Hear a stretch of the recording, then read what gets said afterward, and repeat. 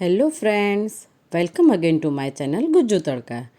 જો તમે મારી ચેનલ પર નવા હો તો પ્લીઝ મારી ચેનલ સબસ્ક્રાઈબ કરો અને બેલ આઇકોન દબાવો. તો ફ્રેન્ડ્સ, આજે આપણે બનાવીશું બ્રેડ પકોડા.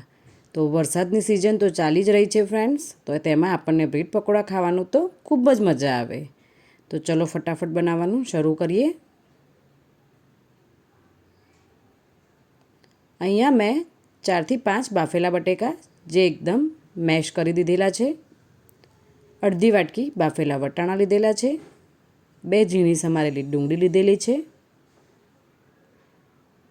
ત્યારબાદ 2 થી 3 ચમચી આદુ મરચાંની પેસ્ટ છે, કોથમીર લઈશું આપણે,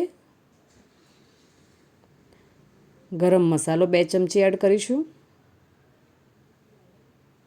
મીઠું જે સ્વાદ પ્રમાણે લઈશું આપણે, હળદર થોડીક એડ કરીશું, 1 ચમચી લાલ મરચું, ચીલી ફ્લેક્સ જે તમારે જે રીતના જોતું હોય એ રીતના, અને થોડું લીંબુ એડ કરીશું. ત્યારબાદ આપણે આને બરાબર મિક્સ કરી લઈશું અને બ્રેડ પકોડા માટેનું સ્ટફિંગ અહીંયા આપણે રેડી કરીને મૂકી દઈશું.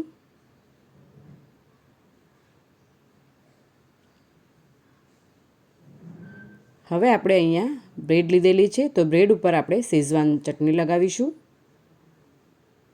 અને તેની ઉપર જે આપણે સ્ટફિંગ બનાવ્યું છે તેને સ્પ્રેડ કરી દઈશું સરસ રીતે. અહીંયા તમે કિનારીવાળી પણ બ્રેડ લઈ શકો છો, અધરવાઇઝ આ બ્રેડ પણ લઈ શકો છો. હવે આપણે બીજી જે બ્રેડ છે તેને આ રીતના ઉપર દબાવી દઈશું અને બીજી બ્રેડ પણ આપણે આ રીતના રેડી કરી લઈશું. બીજી પણ બ્રેડ આપણે આ રીતના રેડી કરી લઈશું. ત્યારબાદ હવે આપણે તેના પીસ કરીશું. તો અહીંયા મેં તમને 2 પીસ કરીને બતાવ્યા છે, આના 4 પીસ કરવાના છે આપણે.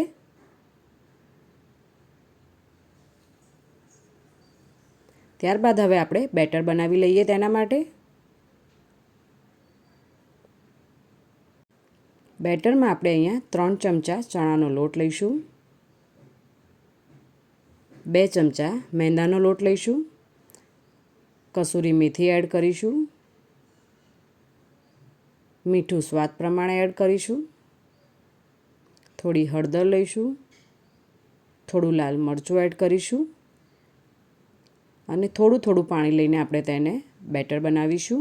અહીંયા જો તમારે એકલો ચણાનો લોટ લેવો હોય તો પણ લઈ શકો છો અને એકલો મેંદાનો લોટ લેવો હોય તો પણ લઈ શકો છો. અહીંયા આપણે બેટર એકદમ પતલું રાખવાનું છે.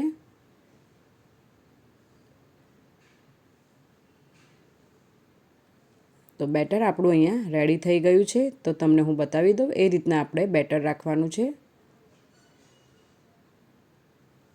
બસ આ રીતનું આપણે એકદમ પતલું બેટર રાખીશું. તો હવે આપણે એક બાજુ તેલ પણ મૂકી દીધેલું છે, તો તેલ ગરમ પણ થઈ ગયું છે. તો હવે આપણે બ્રેડ પકોડાને ડીપ ફ્રાય કરી લઈશું.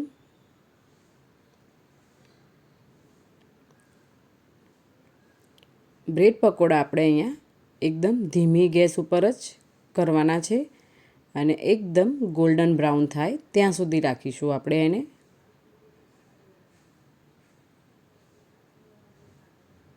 તો તમે જોઈ શકો છો ફ્રેન્ડ, બ્રેડ પકોડા અહીંયા એકદમ ગોલ્ડન બ્રાઉન કલરના થઈ ગયા છે. તો હવે આપણે તેને કાઢી લઈશું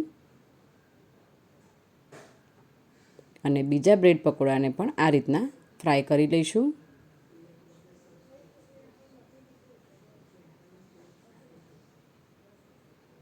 તો ફ્રેન્ડ્સ, આપણા બ્રેડ પકોડા અહીંયા રેડી થઈ ગયા છે. તો જોડે આપણે ડુંગળી અને લીલા મરચાં પણ તળીને મૂકીશું, તો ખાવાની ખૂબ જ મજા આવે છે. હવે આપણે થોડું ઉપર પેરી પેરી મસાલાનો પણ સ્પ્રેડ કરી લઈશું, જેનાથી પણ ટેસ્ટ ખૂબ સારો આવશે. તો ફ્રેન્ડ્સ, તમે પણ આ રેસીપી ઘરે ચોક્કસ બનાવજો અને કેવી બની છે તે કમેન્ટ કરીને મને જરૂર જણાવજો.